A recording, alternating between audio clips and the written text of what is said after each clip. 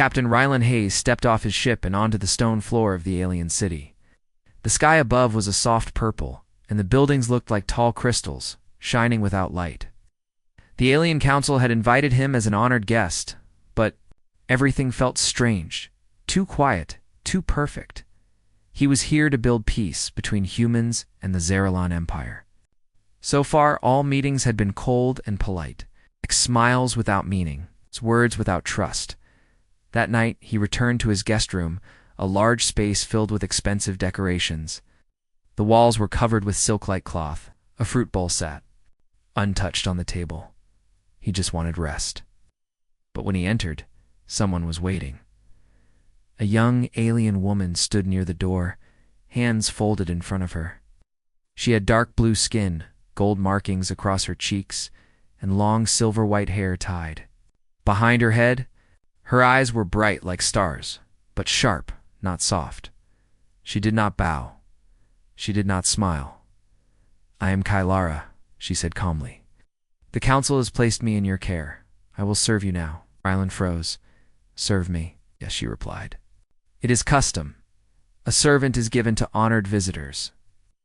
"I didn't ask for a servant," Rylan said, his voice uneasy.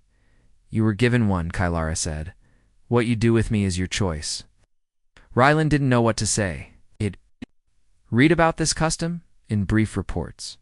Old tradition, not common anymore. Still practiced by some parts of the Empire, especially on remote colony worlds like this. He looked at her again.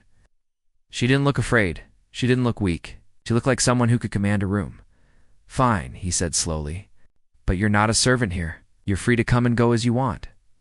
She tilted her head slightly. "You may say that, but others won't. I am marked. I wear the servant's band." Rylan noticed the thin gold ring around her neck. It shimmered slightly under the room's lights. He sighed and walked past her, sitting on the couch. "Well, I don't need anyone to clean or cook for me, but if you want to stay, then stay. If you want to leave, then leave." Kylara didn't move. "Then I will stay. I choose to observe." "Observe?" Rylan asked. "Yes, you are different. From the others. I want to understand why." Kylara was already awake. She had prepared tea, not traditional alien tea, but Earth-style tea. Somehow, she had found out his preference. "You didn't need to do this," Rylan said. "I know," Kylara answered, pouring a cup, "but I chose to. That is different." During the day, Rylan met with alien leaders. Kylara followed silently. Most humans would expect a servant to stay quiet and unnoticed, but Kylara stood tall beside him, her presence steady. The aliens whispered when she entered. Some looked away. A few frowned. That night, Rylan asked her about it. "They seem afraid of you," he said. Kylara did not look surprised. "They should be." "Why?" "Because I remember who I am, even if they want me to forget." Rylan sat forward. "Do you mean she didn't answer at first?" Then she spoke in a low voice. "My people once ruled a star cluster. Not with war, but with knowledge and peace. The Aurelian matriarchs, we helped build unity between many worlds. But we refused to join the Zeralan Empire when they rose. We believed in freedom. They did not. What happened? They crushed our cities, destroyed our books, took our children. Only a few of us remain, and we are kept silent." Rylan felt cold.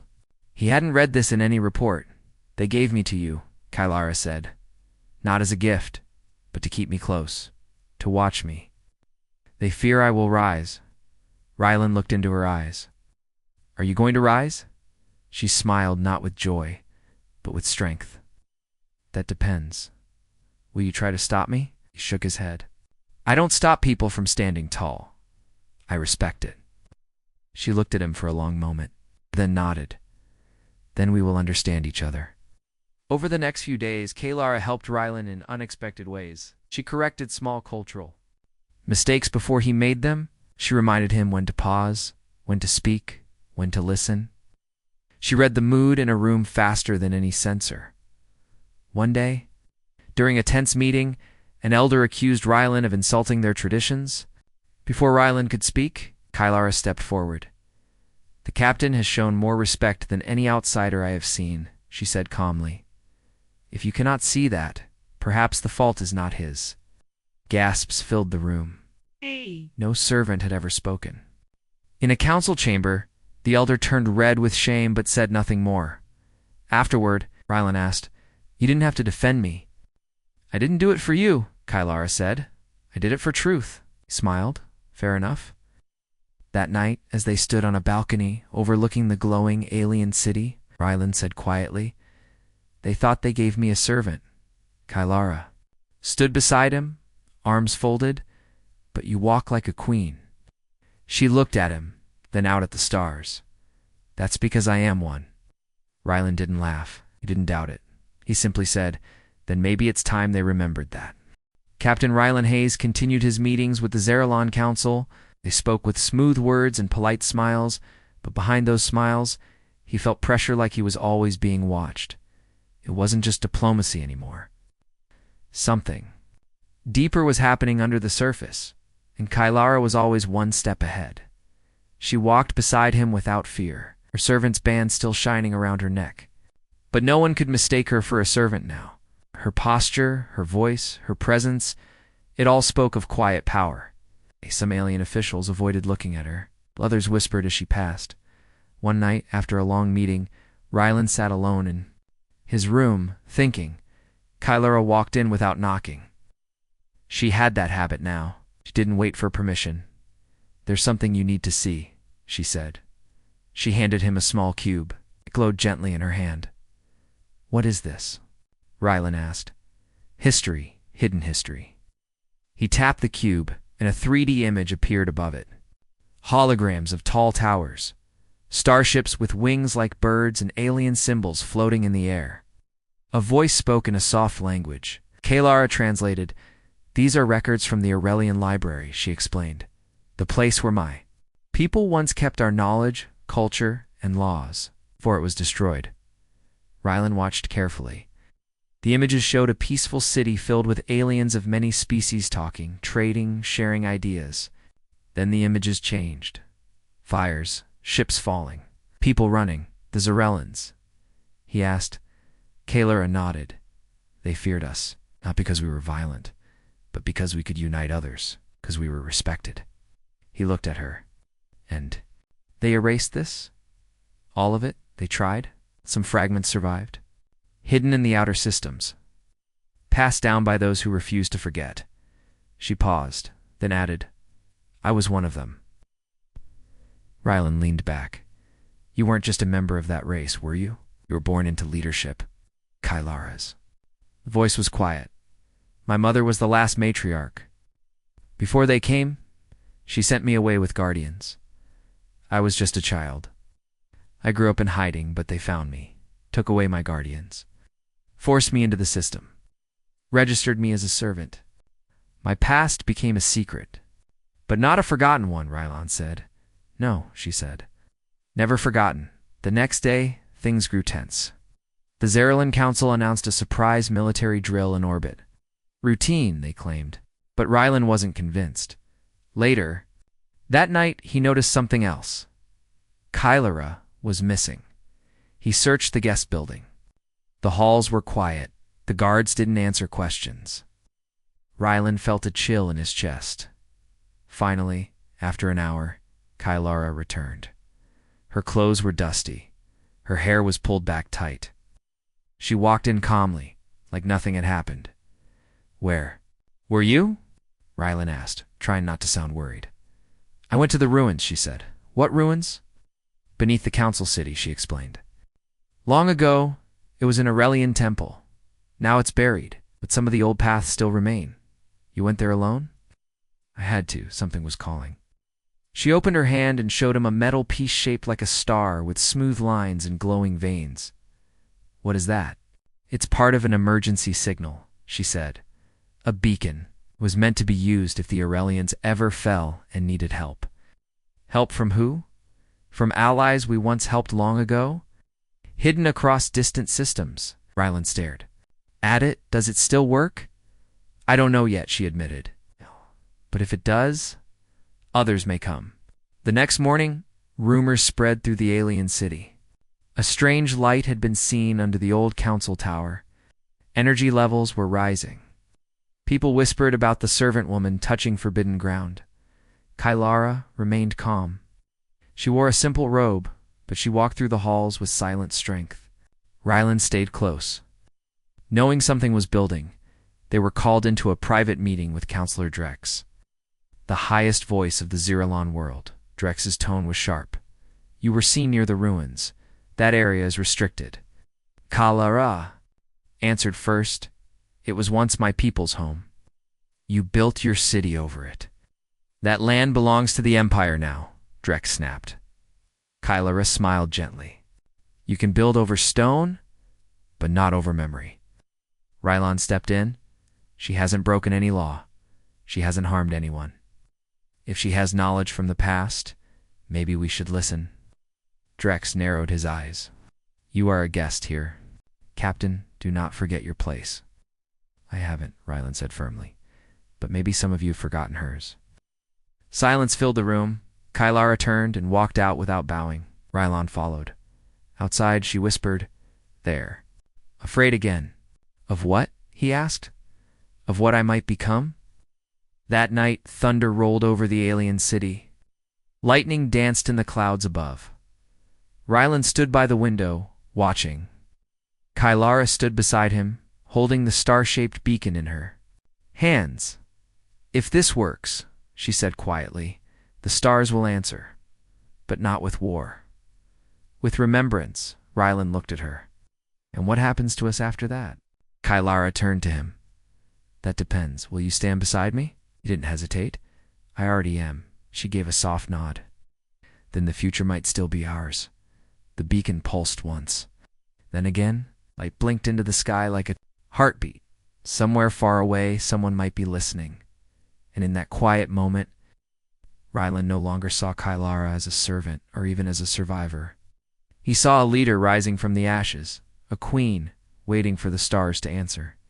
For 2 days, the beacon stayed silent. It blinked softly every few hours, but nothing more. Captain Ryland Hayes began to wonder if it had failed, if the ancient signal was too old, too broken. But Kylara never gave up hope. She spent each morning meditating near the beacon, her eyes closed, her hands steady. She did not pray. She waited. With patience. Like someone used to holding on when others would give up. Ryland watched her from a distance, not wanting to disturb her peace. Something had changed in her since the beacon had been activated. She spoke less now, but when she did, her words were stronger. She no longer moved like a guest in someone else's house. She moved like someone preparing to take her place in the world. That afternoon, Ryland attended a diplomatic meal with 5 Zeralon leaders. The table was long and silver, covered with exotic fruits and steaming bowls. Kylara was not invited, but she came anyway.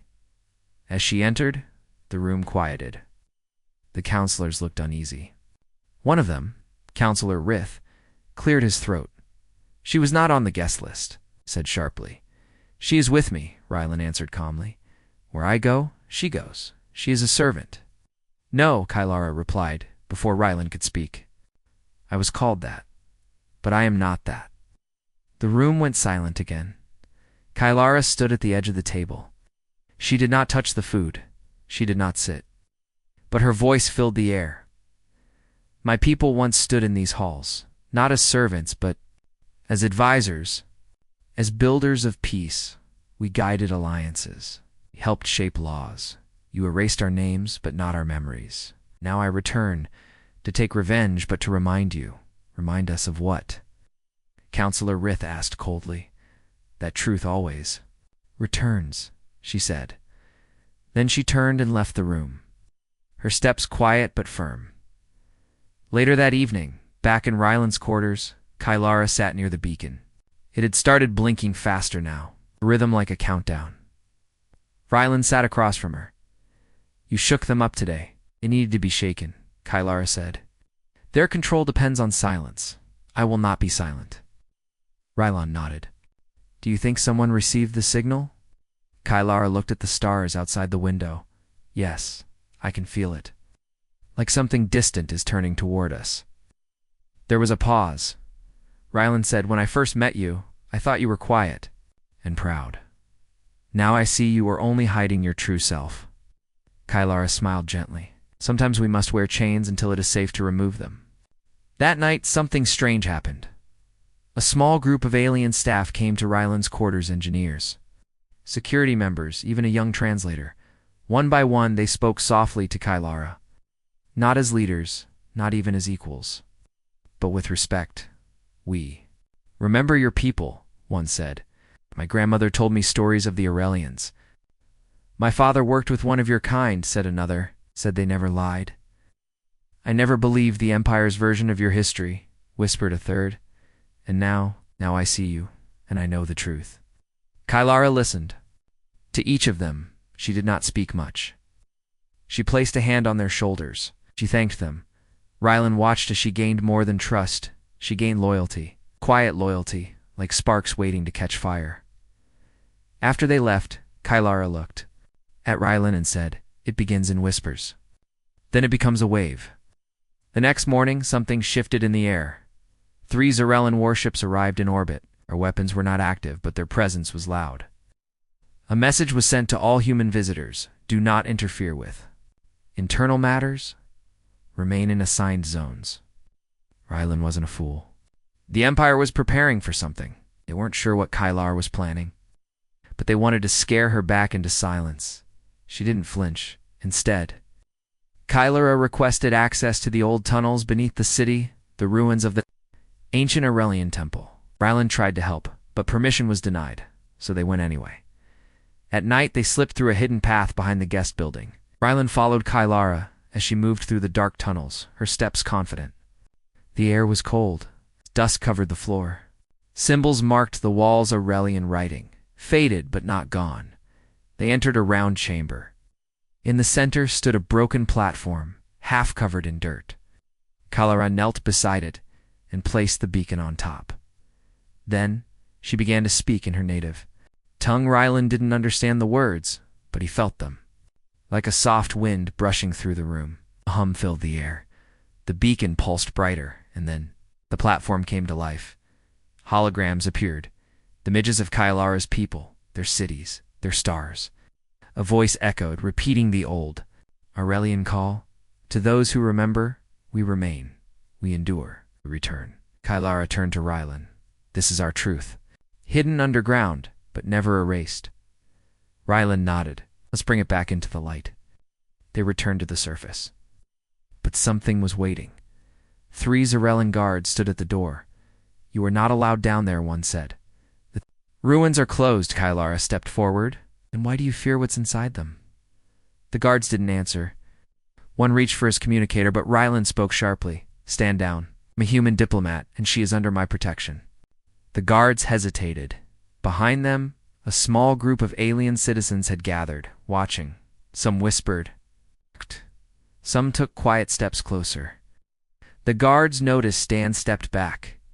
Kylara raised her chin. "You cannot stop the past from rising," she said. "You can only choose whether you stand with it or against it." The guards left without a word. That night, Rylan looked at Kylara as she stood by the window, the city lights glowing behind her. "You're doing it," he said. "Not with armies, not with weapons, but with truth." Kylara gave a quiet smile. "Truth is the strongest weapon of all, and once it is seen, it cannot be unseen." She placed her hand gently on the beacon. It blinked slowly, waiting. Out there, somewhere in the dark, someone had heard her voice. The queen was no longer hiding. She was rising. 3 days passed. The beacon continued to blink, each pulse stronger than the last. Kylara believed someone in deep space had heard the ancient signal. Rylan hoped she was right. But the Zeralon Council was growing nervous. Their eyes followed. Kylara everywhere now. More guards walked the halls. Security drones hovered near the guest quarters, and warships remained in orbit, circling like hungry birds. The air in the city felt heavy, like something was about to break. Rylan stood by the window, arms crossed. "They're preparing for something," he said. "I can feel it." "Cholera," stood near the table, looking over an old map she had drawn from memory. It showed tunnels, symbols, and star lines. "They're afraid," she said. "That's why they're acting this way. The more people listen to me, the less control the council has." "Are you sure you want to go through with this?" Rylan asked. "If we move too fast, they could arrest you, or worse." Kylara met his eyes. "If I do nothing, they win. My people's memory stays buried forever. I will not let that happen." Rylan nodded, respected her bravery, but he also worried for her safety. She wasn't just challenging a system, she was challenging a silent empire. That evening, they received a surprise invitation. Counselor Drex requested a private meeting with Kylara and Rylan. No guards, no advisors. "Strange," Rylan said. "He doesn't usually meet without his full team." "It's a test," Kylara replied. "He wants to see how far we're willing to go." They entered the council chamber at sunset.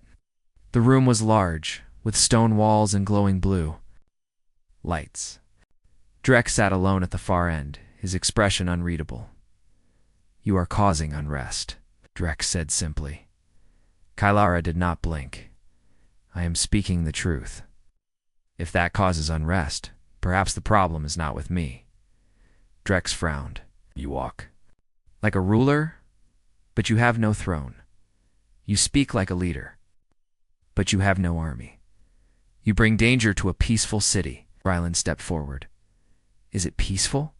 Or just quiet because no one's allowed to speak?" Drex stood. His voice was low. "If you keep pushing, others may rise. And if that happens, blood may follow. Do you want that, Kylara?" "I want justice," she said calmly. "Not war." Drex leaned forward, then stopped. Kylara stared at him. "Or what?" Drex didn't answer. Instead, he waved a hand. A screen lit up behind him, showing deep space long-range sensors focused on a distant star system. Ships were moving. Rylan leaned closer. "Who are they?" Drex replied. "We don't know. They are coming from the outer edge. Unknown design. No identification codes." Kylara's eyes widened. The beacon worked. Drex turned to her. "You summoned them, called them." Kylara corrected. "They chose to come." Drex's voice turned cold. "If they come with weapons, we will strike first." "No," Kylara said. "If you do that, you start a war you don't understand." "They're not part of the Empire," Drex said. "They don't follow our rules." "Exactly," Kylara replied, "because they still remember what freedom means." After the meeting, Kylara and Rylan returned to the guest house in silence. "They'll attack, won't they?" Rylan asked. "Yes," Kylara whispered, "lest we show them there is another way." "Then what do we do?" Kylara looked out the window. "We go to the people." The next morning, a message spread through the city, quiet at first, then louder. Kylara was going to speak publicly in the old market square. No permission, no guards, just her voice. At first, the council tried to block the area, but people came anyway. Not just workers or servants. Merchants, builders, teachers, even young soldiers. When Kylara stepped onto the stone platform, the square was full. She didn't shout. She didn't hold a flag. She just spoke. "My name is Kylara," she began. "I was given to a visitor as a servant, but I am not that. I am a daughter of the Aurelian line. My people once stood for peace and unity. We were erased but not broken. People listened in silence. You were told we were gone, but we are still here. I am still here. I am not here to fight. I am here to remember. And to ask what kind of world do you want? One where voices are crushed? Or one where truth stands in the open?" Some in the crowd nodded. Others clapped softly. A few raised their hands in quiet salute, the old Aurelian greeting. Behind the crowd council, guards watched but did not move. Rylan stood nearby, proud and silent. He saw what Kylara was doing. Not fighting, not leading a rebellion. She was offering hope. Later that day, ships from the unknown fleet entered the system. They did not open communication. They did not charge weapons. They simply waited in orbit. The Zarellan Council panicked. Emergency meetings were called. Warnings sent. Defensive systems activated. Kylara made one request: to speak directly to the approaching ships using the old Aurelian codes. The council refused, but Rylan had an idea. He contacted his own ship's comm system and fed the beacon's signal through a secured human frequency. Kylara stood beside the console and spoke in the Aurelian tongue. "This is Kylara, child of the last matriarch.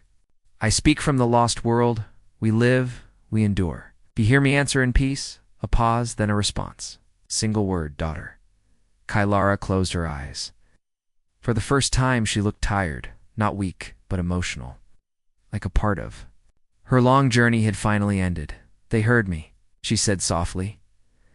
The next day, the skies above the Zarellan capital filled with light. The unknown ships entered low orbit. They didn't fire. They didn't threaten.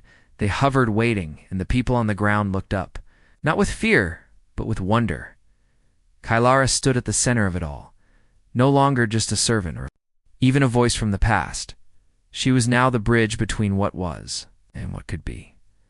The Empire had tried to bury her, people's memory, but memory had returned, and the Queen in the shadows had finally stepped into the light. The arrival of the Aurelian fleet in the skies above the Zarellan capital changed everything. No longer was Kylara just a servant or a forgotten heir. She was the living symbol of a lost legacy, and the people could feel it. The crowds grew, larger every day. The streets buzzed with excitement and hope. Alien merchants, workers, and even some council members whispered in corners about the queen who had returned. Rylan stood by Kylara's side, watching as she prepared to address the council once more. This time, she wasn't asking for permission. She was ready to claim her place not with force, but with truth. The council chamber was packed. The walls echoed with quiet chatter as leaders from across the Empire gathered. Drex sat at the head of the table, his face tight with worry. His usual cold confidence had faded when Kylara entered. The room fell silent. She walked to the center and spoke clearly. "I am Kylara, daughter of the last Aurelian matriarch. Come not to fight, but to unite. My people once guarded peace. Across many worlds, we were cast down, our history erased, but our spirit remains." She paused, looking at each leader. The Empire cannot build the future on lies and fear. It must embrace truth and freedom. Oh. I offer a chance for peace, not war. Murmurs filled the room. Some counselors exchanged uneasy glances. Others whispered quietly in agreement. Rylan noticed a few younger leaders nodding subtly. Drex stood. Slowly, "You speak well, Kylara? But words alone do not build alliances." Kylara smiled softly, "Then let our actions speak." She stepped aside as a group of Aurelian diplomats entered the chamber. They bore ancient symbols, worn but proud. "These are my people," Kylara said. "They remember the old ways and are ready to stand with us." The room watched as the diplomats laid down treaties, sharing knowledge and offers of cooperation. Few council members looked surprised.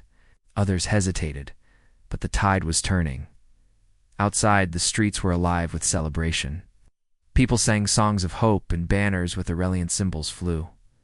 Rylan saw a child running to Kylara, holding a small flower. She bent down and accepted it with a warm smile. "You are not alone now," she told him. "The crown is not just mine. It belongs to all who believe in peace." But not everyone welcomed this change. Counselor Drex met privately with other leaders, plotting to keep control by force if needed. They spoke in low voices about the queen and the human who stands with her. Rylan's name came up more than once. "They threaten the Empire's order," Drex warned. "We must act before it's too late." But Kylara was already moving faster than they expected. The next day, Kylara invited Rylan to a meeting with the newly arrived Aurelian leaders. They gathered in a small hall filled with holographic maps and star charts. "We have allies," Kylara said, pointing to points across the galaxy. "Systems that still honor the old peace. They will help if we ask," Rylan asked. "Will they come with weapons?" "No," Kylara answered. They come to protect knowledge, culture, and freedom. The plan was simple but powerful. The Aurelian allies would offer their ships and wisdom to protect the colony world from any attack. They would share technology and teach others about peace through strength, not violence. Rylan smiled. It's a new way to fight. Kalara nodded. A way to win without war. That evening, Kylara addressed the people again. This time, not from a platform, but in a great hall. It's filled with thousands. Her voice was strong but kind. We rise not as conquerors, but as guardians. We carry the light of our past to build a brighter future. To those who fear change, I say, join us, or watch history pass you by. The crowd cheered. Rylan stood at her side, proud beyond words. He saw not a servant, not a shadow, but a queen born to lead. As the days passed, the empire softened. The council opened talks with the Aurelian diplomats. Old laws were re-examined. New friendships formed. Even Drex found himself listening, if only reluctantly. One evening, Kalada invited Rylan to walk with her through the city. The empire is changing, she said softly, but the real work begins now. Rylan smiled. I'm ready. She looked at him, eyes shining, together.